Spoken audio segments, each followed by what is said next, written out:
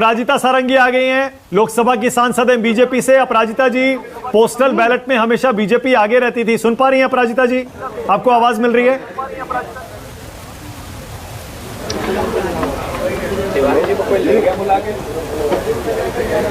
मैं थोड़ी देर बाद मैं बात करती हूँ। अपराजिता जी को आवाज नहीं मिल रही है, अभी जाऊंगा उनके पास जब उनसे हमारा कनेक्शन स्थापित होगा। 108 सीटों पर समाजवादी पार्टी गठबंधन आ गए, 117 पर बीजेपी आ गए, 115 हो गया, 115, 110, 100। तो फिर भी आप पोस्टल बैलेट कह रहे थे शुरुआती है, पर पोस्टल बैलेट में क्या इतनी कांटे की टक्कर? ये सो कॉल्ड राष्ट्रवादी वोट है, फौजियों का, पुलिस वालों का, जहां पर बीजेपी की पैंठ है।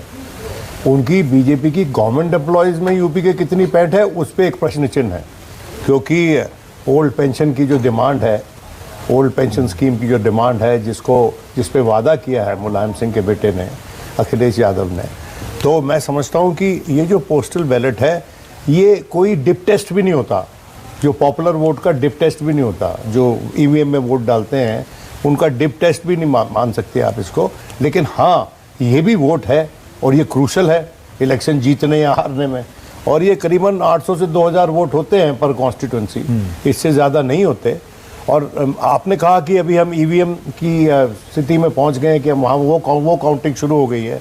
जब ईवीएम की काउंटिंग शुरू होगी तब जो है एक्साइटमेंट बढ़ेगी और पता चलेगा कि इन तिलों में कितना तेल है। सर ये एक्साइटमेंट तो ये देखिए ना, इन आंकड़ों से हो रही है। 126 पर सपा आगे निकल गई है, 99 पर बीजेपी है। और एक और अपडेट मेरे पास उत्तराखंड से आया है, कर्नल कोठियाल आगे चल रहे हैं वहां पर। माना कर्नल कोठियाल आगे चल रहे हैं। माना बिहार में जब मैं एक स्टूडियो से निकला था तो भारतीय जनता पार्टी बहुत आगे थी, और जब दूसरे स्टूडियो में पहुंचा था तो भारतीय जनता पार्टी पिछड़ चुकी थी, इतनी कि हारने की स्थिति में थी। वो मैं उसकी बात कर रहा हूँ जब लालू और नीतीश इकट्ठे 2015 की बात कर रहे हैं। हाँ जी, 15 की बात कर रहे हैं।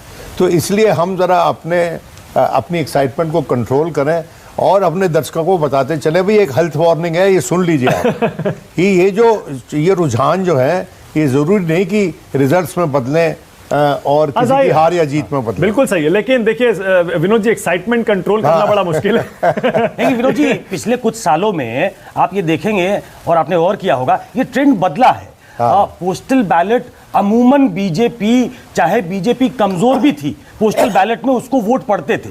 हाल के चुनाव में मैं ये देख रहा हूं, चाहे बिहार में आरजेडी हो, चाहे अभी के नतीजे अगर आप देख लें, रुझान अगर देख लें, तो वो वोट जो है उसमें डिवीजन हुआ है। वो पॉलिटिक्स में the only constant is change.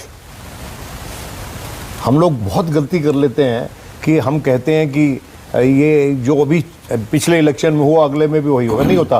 Pro incumbency vote की बहुत बात होती है। देखिए, फटीक भी एक फैक्टर होता है कि एक ही चेहरे को बार बार देख के आदमी तंग आ जाता है कि भाई इसको बदलो, कोई नया करना चाहिए। और फिर जनरेशनल शिफ्ट कैसे होगा अगर चेंज नहीं होगा तो। ओके जास्मीन, एक सेकंड, जास्मीन अगर जा रहे हैं, जाते जाते एक सवाल और है। जास्मीन शाह, जास्मीन सुन पा रहे हैं? ओके, नहीं जास्मीन जा रहे हैं। आम आदमी पार्टी के कोई और प्रवक्ता मेरे साथ जुड़ेगा, और इसलिए क्योंकि कर्नल कोठियाल उत्तराखंड में आगे चल रहे हैं।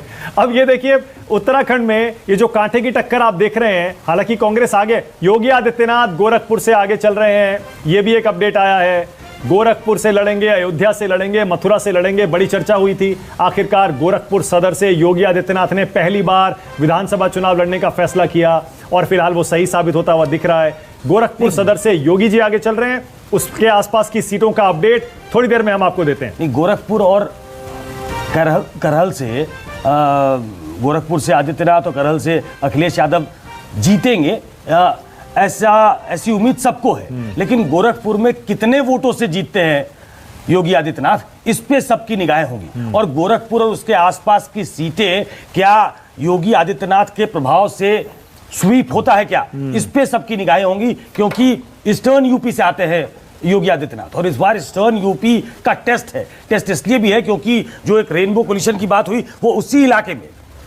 इलाके में सबसे ज्यादा प्रभावी उसको होना था। और याद करिए, मोदी भी एक तरीके से ईस्टर्न यूपी से ही आते हैं। तो क्या मोदी योगी डुओ जो है वो ईस्टर्न यूपी में परफॉर्म कर रहा है क्या? जो गोरखपुर पर लागू होता है वही बनारस और फैजाबाद पे लागू। बिल्कुल, क्योंकि ये और मिर्जापुर पे भी लागू, मिर्जापुर पे भी लागू, क्योंकि ईस्टर्न यूपी में 4 प्रमुख चेहरे हैं।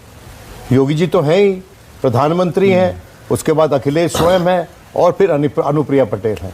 तो और उसके साथ साथ ये सिराथू की जब हम अखिलेश बात कर रहे थे, अखिलेश चूंकि तो सिराथू भी थोड़ा उसी तरफ जाता है। अखिलेश चूंकि विनोद जी वेस्टर्न यूपी चले आए हैं विधानसभा चुनाव लड़ने, वैसे वो आजमगढ़ से। ओके, भगवंत मान क्या कह रहे हैं आगे जरा जल्दी से सुन लेते हैं। एक अपडेट दे दूं, उसके बाद भगवंत मान को सुनेंगे। अपडेट ये है, उत्तर प्रदेश में समाजवादी पार्टी गठबंधन 126 सीटों के साथ आगे चल रहा है। बीजेपी फिलहाल 99 पर है। करीब 27 सीटों की लीड सपा गठबंधन के पास, बीएसपी 4, कांग्रेस 1, अदर्स 1। यहां उत्तराखंड में देखिए 34-34 बिल्कुल बराबरी का मुकाबला। वहां देखिए आम आदमी पार्टी 62 पर पहुंच गई है। 110 सीटों के रुझान आ चुके हैं। कांग्रेस और शिरोमणि अकाली दल 26 और 19 पर लड़ाई में नहीं है। दूसरे और तीसरे नंबर की लड़ाई पंजाब में हो रही है। वहीं मणिपुर देखिए बीजेपी काफी आगे निकल गई है मणिपुर में, और गोवा में भी कांटे की टक्कर है। फिलहाल बीजेपी आगे। जल्दी से सुनिए भगवंत मान को।